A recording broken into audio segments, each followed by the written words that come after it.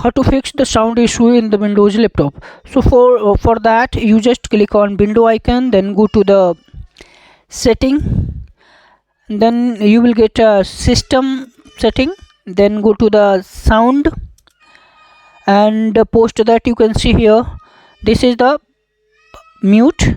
You need to unmute it and go to the speaker, and you can see here volume is also unmute.